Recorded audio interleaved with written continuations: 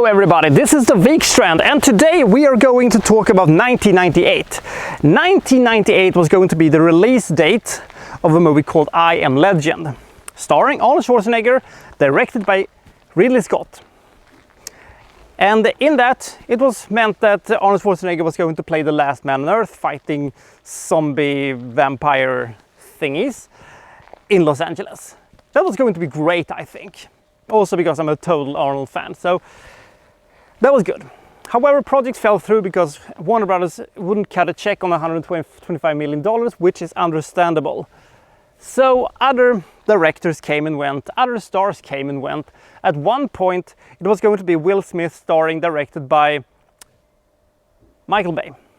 My God, how would that movie have looked like?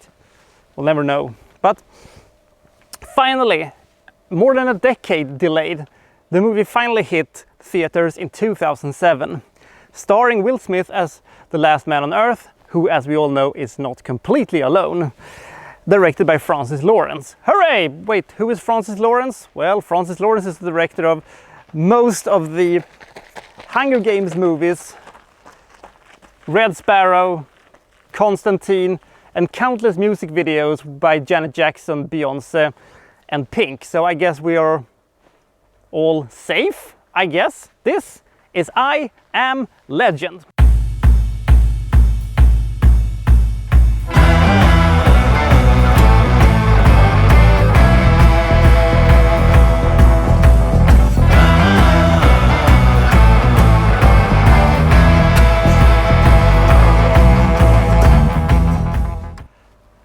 Three years ago, Emma Thompson had a cure for cancer.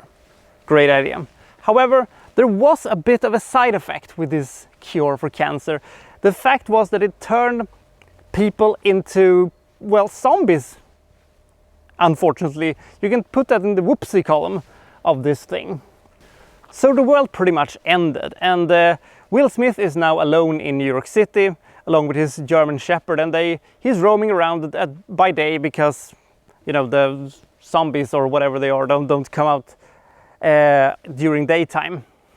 And he walks around and he shoots deers unless they're being mauled by horrendously bad CGI lions.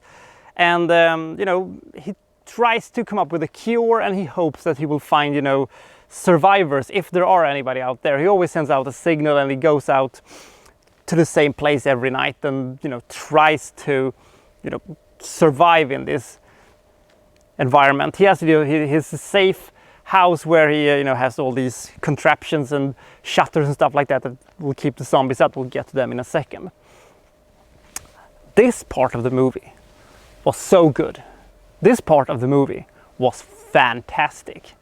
With almost no score, with almost no dialogue, just Will Smith and his dog walking around doing stuff, but you always had the horror in the background that they are there, but they just don't come out right now.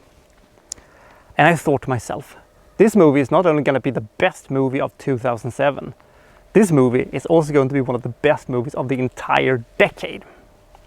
Because this was the perfect marriage of art house cinema and big budget blockbuster high concept mega movie.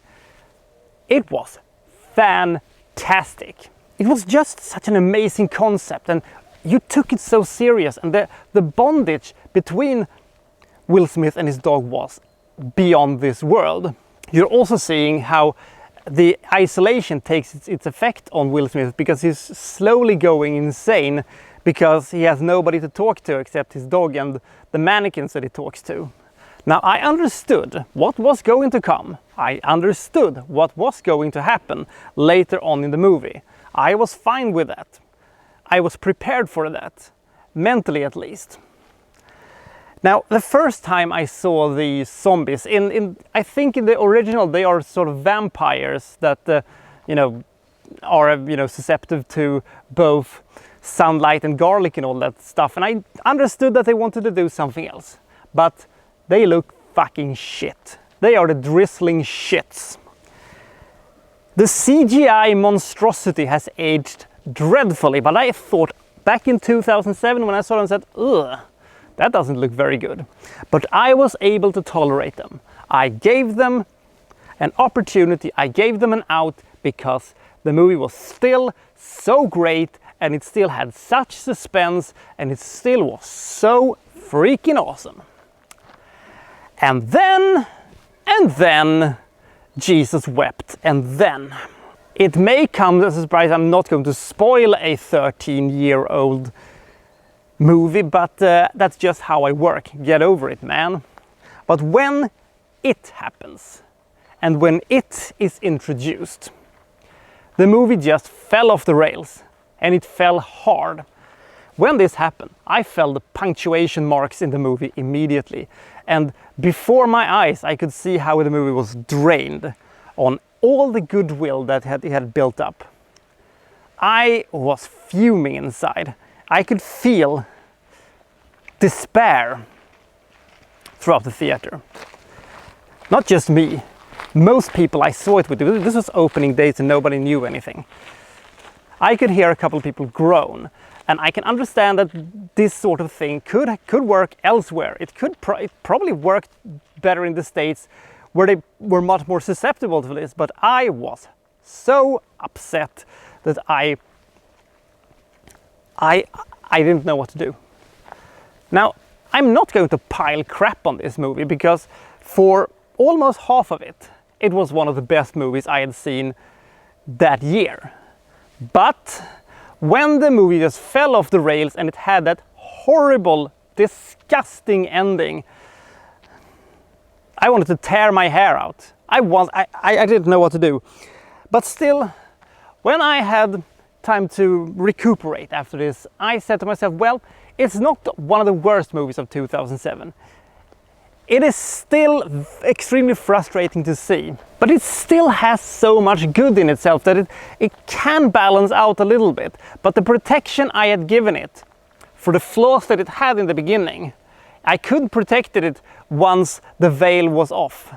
Once the cuffs were off, I said, you're on your own now, movie. Now you're gonna have to figure out a way to crawl yourself out of the hole that you dig for yourself. But it couldn't. It just kept digging and digging and digging. Now, comparing this movie with the original from the 1970s with Charlton Heston is tricky, because this movie is arguably far much more appealing to look at.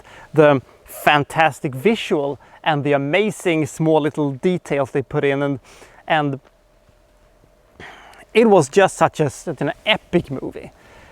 The 70s one were pretty good, but it's difficult to say how much better that one is than this, because as I remember it, it follows the original book a lot better.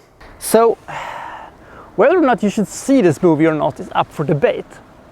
If you like this kind of survivalist movies, I think you can find a lot of good things in this one. And for the briefest of moments, it is one of the most coolest and one of the most monstrous movies I've ever seen. Now, as I said, it takes a very big nosedive in the second act and the horrible third act and the most dreadful ending I've ever seen.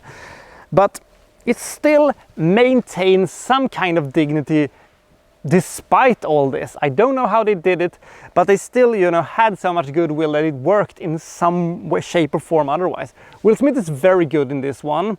I just wished that they could have stuck the landing. Otherwise, I would have probably talked about this as one of the greatest movies of the last decade.